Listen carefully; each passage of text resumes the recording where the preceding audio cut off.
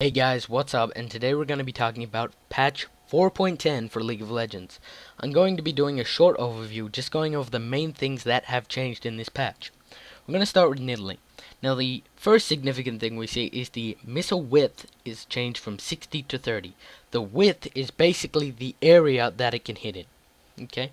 It's not that significant for the more skilled players, but for those people getting used to Nidalee, yeah, that's going to be a problem. Now this is the first big significant part of the patch that is going to make a sincere difference. Basically, she gets it at level 1. Now for those of you who are used to playing Nidalee or playing a higher elo, you're going to know that this means her mid and early game is a lot stronger.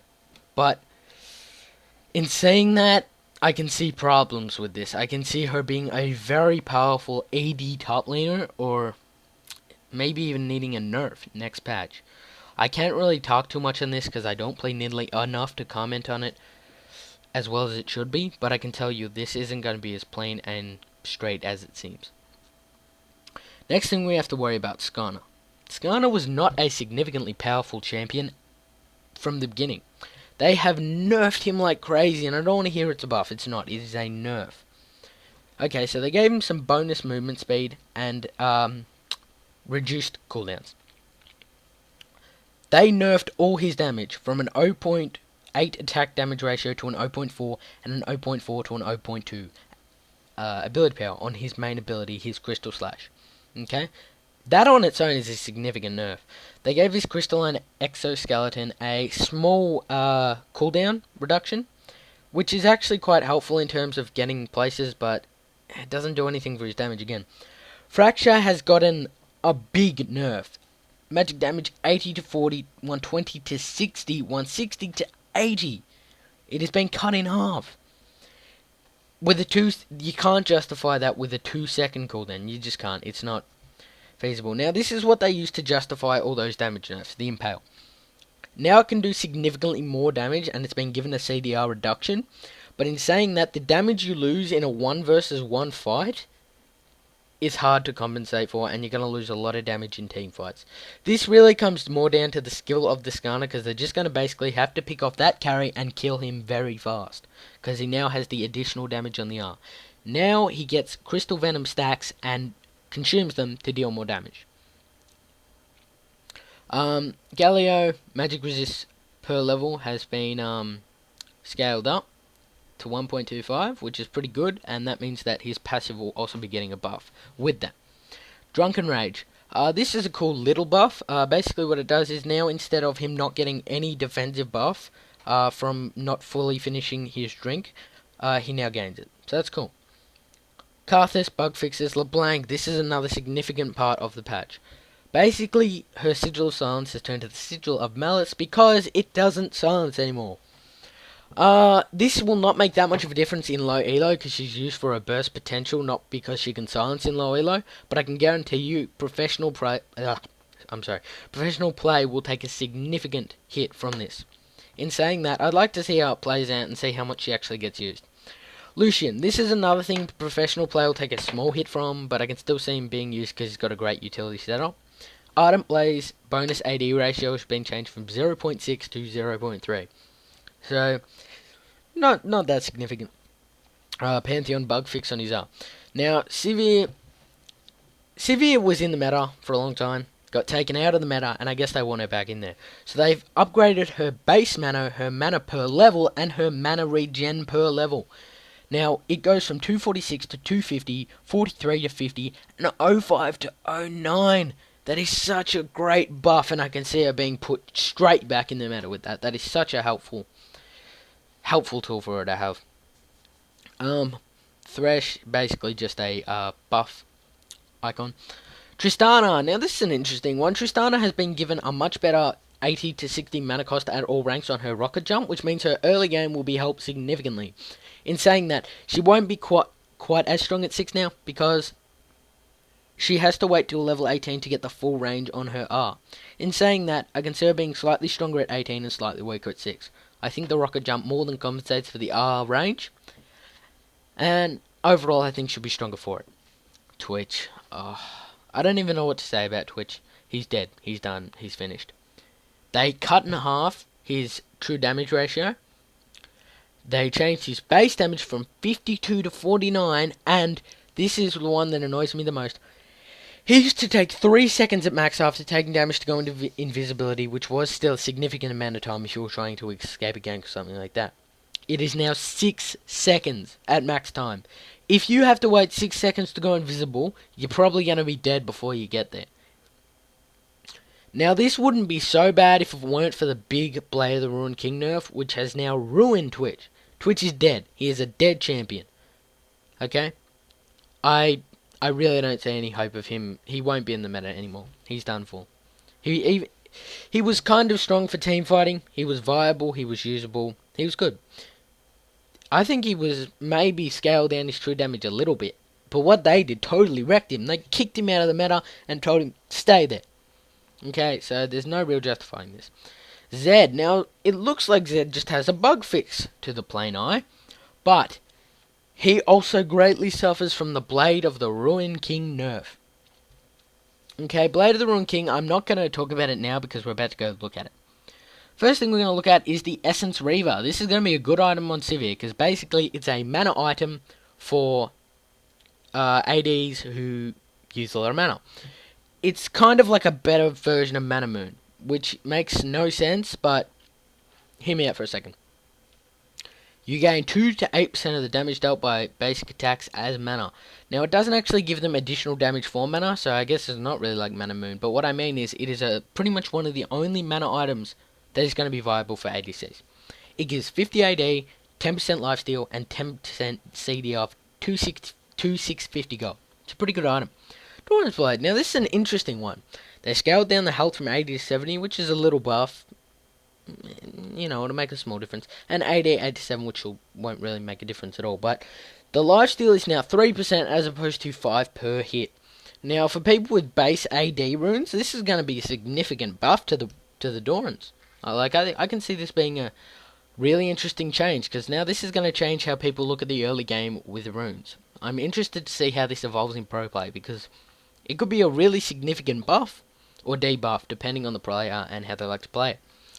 Vamp Scepter, 10 to 8% nerf. Bilgewater, 12 to 8% big nerf. And Blade of the Ruined King, mega fucking your stuff to get out of the meta nerf. Maximum health, 15 to 10%. That's 5% of the health that you're not just going to be able to zap away.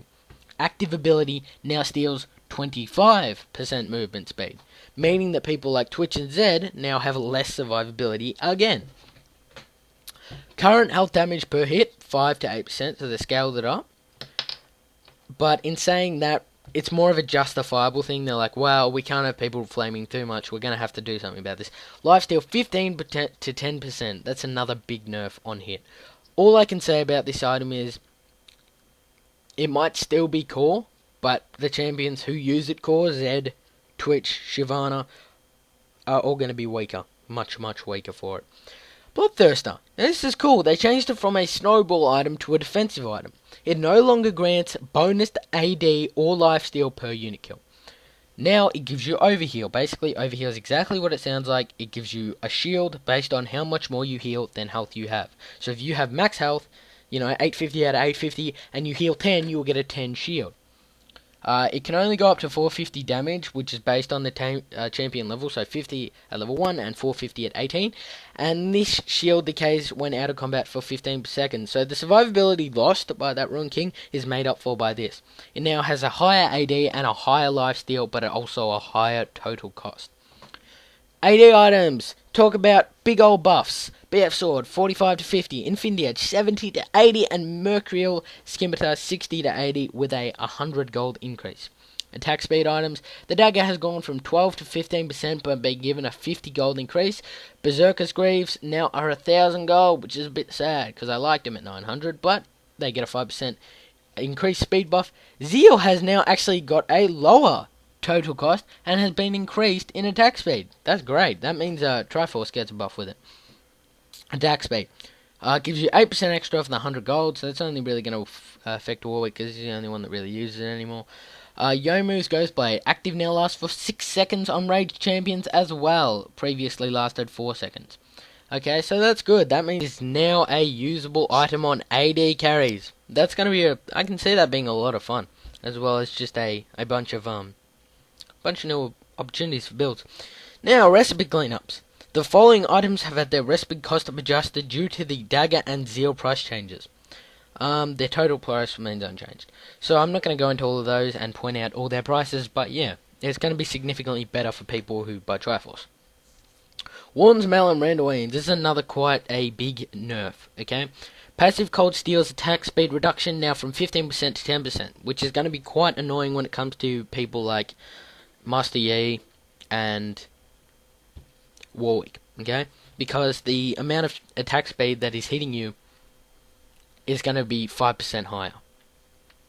Randoine's Omen obviously also suffers from that, as Warden's Mail is part of its recipe. Passive Cold Steel no longer reduces attackers' movement speed. So, that's going to be really annoying for auto champions. It's still going to be a viable item because it's armor and its health, but overall, that's a pretty big nerf. Support items. Let's have a look at these for the underwhelmed supports. The Ardent Sensor. Your heals and shields on another unit grant 25% attack speed for 6 seconds. Unique passive is 8% movement speed, 30 AP, 10 mana per 5 seconds, 10% CDR, and the total cost of 2200 gold. It requires the Forbidden Idol, the Aether Wisp, and 550 gold. I see a problem with this in Alistar. Alistar's passive is going to make your minions push lane crazy hard and maybe even be a little bit OP for pushing himself. Wow. I can see that being a really big problem for pushing lane. I don't know if they'll do something about Alistar or AoE heals or something. Forbidden Idol has been changed from 750 gold to 700 gold, so, you know, that's a little bit better for your sports. The Michaela's Crucible has been significantly increased in total cost by 850 gold. The recipe no longer requires the Chalice of Harmony plus 720 gold. It now requires the Chalice of Harmony plus Forbidden Idol plus 870 gold. And that's because it has been given an 8 mana regen per 5 seconds and has been given 10% cooldown reduction. Look at the Iron Solari. Active shield demand is now calculated using the recipient's champion's level if the recipient is higher level than the item owner. So basically now it won't scale off the support's level, it will scale off whoever you're using it on, which is good. It's a good change. Ability power items. Athene's Unholy Grail has been given a 15 magic resist nerf, which is pretty significant, and has been given a mana per second nerf, which is also significant, but has also been given a passive mana restoration on kill or assist by 3%. So that'll help for people who suffer with mana in team fights.